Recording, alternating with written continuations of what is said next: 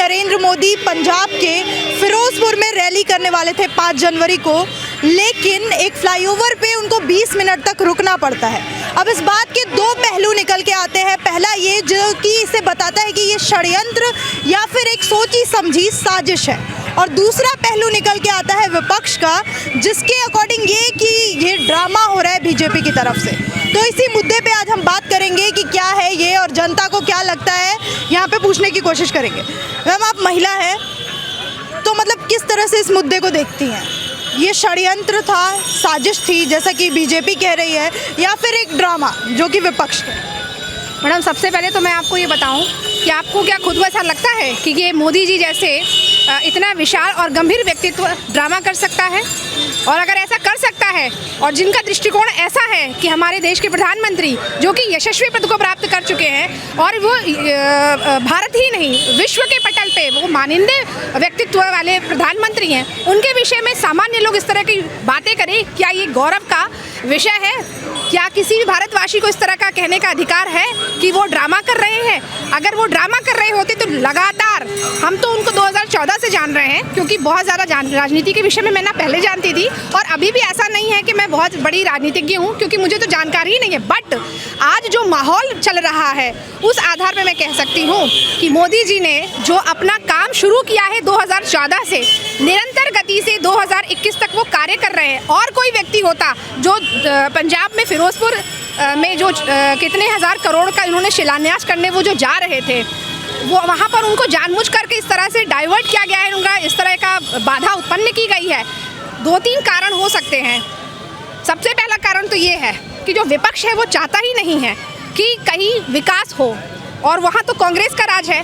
कांग्रेस व्यक्तिगत, मैं कांग्रेस के किसी व्यक्ति का नाम नहीं लूँगी, लेकिन चूंकि ये पार्टी अपने आप ही अपने कमियों को प्रदर्शित करती जा रही है, कभी कुछ उसको आक्षेप करती है, कभी कुछ कहती है, कभी सिद्धू जी उनको कुछ कहते हैं, कभी राहुल जी को इतना ऊंचा पद दे देते हैं, कभी सिद्धू जी उनको खुद ही पप्पू कहते हैं, कभी सोनिया गांधी जी जो है प्रधानमंत्री को एक सामान्य कार्यकर्ता की तरह ट्रीट करती हैं, कभी कहती हैं कि एक दिन बाद कहती हैं कि नहीं गलत हुआ, अच्छा हुआ। और चन्नी जी जो अभी तुरंत प्रकाश में आए हैं मुख्यमंत्री के तौर पर, उनको तो अधिकार ही नहीं है इस तरह की बात करने का। हम एक उदाहरण ही देना चाहेंगे कि एक छोटा सा सामान्य 20 लोगों का अगर परिवार होता है, 20 लोगों के परिवार में, परिवार तो एक है, किसी विषय पर चर्चा चलता है, हो सकता है कि किसी का मंतव्य ना मिलता हो, किसी की बातें ना अच्छी लगती हो, तो क्या वो बहिष्कार कर देते हैं? हमारे मोदी जी जो हैं हमारे पूरे भारत के प्रधानमंत्री हैं। वो ऐसा नहीं है कि वो मोदी हैं, नरेंद्र दामोदर दास मोदी जी हैं सामान्य कार्यकर्ता। वो कह रहे हैं कि चन्नी कह रहे हैं कि वो तो प्रधानमंत्री के पद पे बैठने लायक ही नहीं है। जब वो अपने कर्तव्य के सामने अपनी जान उनको ज़्यादा महत्वपूर्ण लगती है, तो ऐसा व्यक्ति तो इस पद पे बैठने लायक ही। मतलब चन्नी जी चाह रहे थे कि मोदी जी वहाँ पे, वैसे तो उन्होंने कहा भी, हमने टीवी पे देखा कि वो थोड़ा देर और रुक जाते हैं। वो पंजाबी भाषा तो मुझे आती नहीं, उन्होंने कहा था कि पत्थर फेंक देते, अगर हमारे कार्यकर्ता पत्थर फेंकते तो उनको लगा तो नहीं, हमारे कार्यकर्ता ये करते, वहाँ पे प्रदर्शनकारी ये करते तो लगा तो नहीं। क्या उनको शर्म नहीं आती? एक मुख्यमंत्री के पद पर बैठकर इस तरह की वो इतनी गंदी शैली में बात कर रहे हैं प्रधानमंत्री के लिए। प्रधानमंत्री का क्या वो इंतजार कर रहे थे कि वो रैली में 20 मिनट और खड़े रहते, वो वहाँ पुल पर खड़े रहते, और 10 किलोमीटर दूरी है पाकिस्तान से। पाकिस्तान किस प्रकार से घात लगा के बैठा रहता है कि कैसे हमारे मोदी जी को वो नुकसान पहुंचाए। क्या वो इंतज़ार कर रहे थे किसी सिग्नल का कि हाँ मोदी फंसे हुए हैं? बाद में नेक्स्ट डे ये आता कि नहीं हमारे तो पुलिसकर्मी वहाँ पे थे और उन्होंने मोदी जी ने स्वयं से जो है रास्ता मार्ग चेंज करने की बात कही थी। इस तरह की फालतू दकियानूसी बातें ये कर रहे हैं चन्नी जी। हम तो ज़्यादा, चन्नी जी को तो पता ही नहीं था कि ये रूट चेंज होने वाला है। बताइए, जिस राज्य में प्रधानमंत्री जा रहा है उस राज्य के मुख्यमंत्री को ही नहीं पता है कि किस रूट से जाना है। देखिए, यहीं पर विकास की बात कितनी ढीली दिखाई दे रही है कि जिस राज्य में प्रधानमंत्री जा रहा है उस प्रधानमंत्री का जो रूट होता है वो जो कॉन्फिडेंशियल होता है, उसको पहले ही एसपीजी से लेकर के वहाँ के कार्यकर्ता, सीएम, डीएम और जितने भी पद होते हैं सबको मालूम होता है और बहुत ही कॉन्फिडेंशियल होता है। क्या चन्नी जी को नहीं पता था? चन्नी जी का ऐसा वक्तव्य कल हमने टीवी में देखा कि वो 2 दिन पहले सुधीर चौधरी जी के साथ वो खटिया पे बैठ करके इंटरव्यू दे रहे हैं, तब वो उनको कोरोना का कोई इन्फेक्शन नहीं हुआ। उसके बाद मोदी जी के कार्यक्रम में आने के लिए उनको भी कोरोना हो गया या इन्फेक्शन सा हो गया। उनके उस तरह से वो रैली में दो गाड़ियाँ होती हैं जिसमें वहाँ का डीएम आता है, जिसके और डीजीपी आते हैं, उस गाड़ी में वो दोनों ही लोग नहीं थे। ये प्री प्लान हुआ है, ये प्री प्लान है।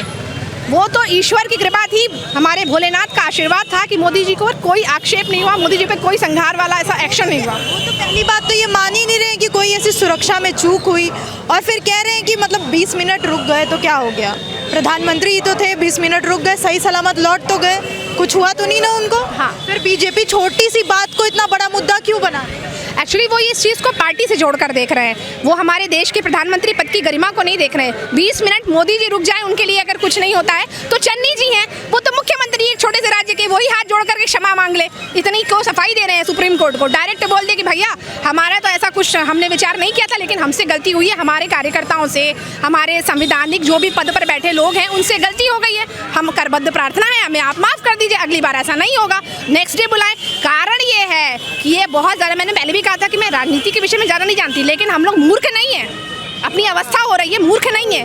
45,000 करोड़ की जो योजना का वो शिलान्यास करने जा रहे थे, उससे देर सवेर 2-4-5 वर्षों में वहाँ पे रोज़गार डेवलप होता तो ड्रग्स का जो वहाँ पे इस प्रकार का जो चलता है, वहाँ पे जो भी धंधा वगैरह चल रहा होता है वो कंट्रोल में होता। ये सारी चीज़ों को मद्देनजर रखते हुए लोगों ने प्लानिंग की है। अगर मोदी पंजाब में आकर के विकास के मुद्दों पे काम करने लग गए तो यहाँ की जनता भी तो मुखर होकर बोलेगी मोदी मोदी, जो हर राज्य में बोलती है, इसलिए उनको इससे तकलीफ थी। ये तो पूरा का पूरा प्लान था कि कैसे उनको रोकना है, ऐसे नहीं तो वैसे सही। और आप शर्म नहीं आ रही इस तरह के आक्षेप कर रहे हैं कि मोदी जी ड्रामा कर रहे हैं? मोदी जी को ड्रामा करना होता तो सप्ताह भर घर के अंदर बैठे होते। नेक्स्ट डे वो कलकत्ता में जो कैंसर हॉस्पिटल का उन्होंने लोकार्पण किया, उस पर भी देखो मुख्यमंत्री जो वहाँ की है ममता बनर्जी, वो कैसे उनसे बिहेव कर रही है। अगर आपको इतना ही लग रहा था कि नहीं मोदी जी नहीं, प्रधानमंत्री मुख्यमंत्री ने वहाँ पे कर दिया, तो आप पर्सनल फ़ोन करके उनको कह देती। आपने कॉन्फ्रेंस के दौरान इस तरह से पीएम के सामने कहा कि आपने जिसका लोकार्पण किया वो पूर्व में मैं हाँ कर चुकी थी। तो ये सारी चीज़ दिखाती है कि आप आ तो गए हैं पद पर, लेकिन आपके पद के हिसाब से आप में गंभीरता नहीं है, और जिस व्यक्ति में गंभीरता नहीं है वो पद पर बैठने लायक नहीं है। लगा आपको भी कि ड्रामा किया जा रहा है बीजेपी की तरफ से, हाई लेवल ड्रामा चल रहा है? असल में मैडम कांग्रेस के इन्हीं कार्यकर्ताओं की वजह से आज कांग्रेस इस दुर्दशा में पहुंच गई है। इन लोग अपने बगैर सोचे समझे जो मुंह में आता है राहुल गांधी और सोनिया गांधी जी को खुश करने के लिए बोल देते हैं। इन लोगों को न पार्टी के व्यक्तित्व के बारे में कोई जानकारी है, न कुछ। ये सिर्फ अपनी वाहवाही लूटने के लिए जो इनके मुंह में आएगा ये बकेंगे। समझ नहीं आप? अभी कांग्रेस के एक नेता ने, हरीश रावत, मैं कल उनका बयान सुन रहा था टीवी पे, इतने वरिष्ठ नेता होकर के मुख्यमंत्री रह चुके हैं, इनकी बुद्धि कैसे भ्रष्ट हो गई। ये बोल रहे हैं कि क्या आधी एक घंटा रुक नहीं सकते थे?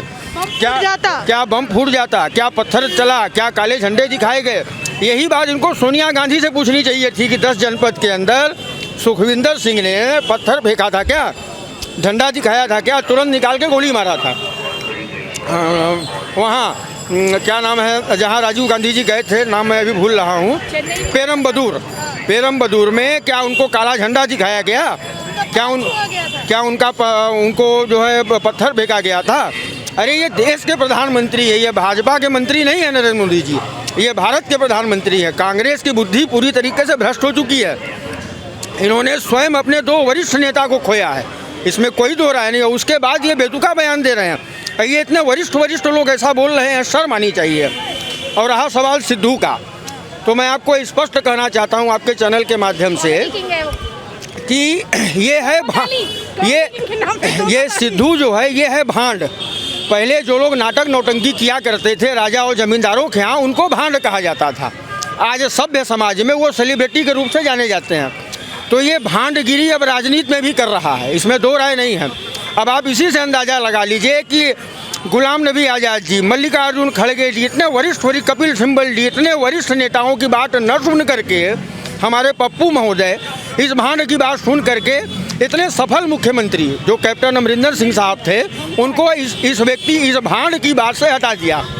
लेकिन सिद्धू तो कह रहे हैं कि कैप्टन अमरिंदर सिंह बेशरम हो रखे हैं, जो खाली कुर्सियों को आके संबोधित करके जाते हैं, और पीएम मोदी ने इसीलिए लौट गए क्योंकि वो खाली कुर्सियों को संबोधित करना पड़ता है। ये बेशर्मी की भाषा सिद्धू सबसे अधिक जानते हैं। ये वही सिद्धू हैं जो कल प्रधानमंत्री नरेंद्र मोदी जी का पैर छुआ करके भाजपा ज्वाइन किए थे।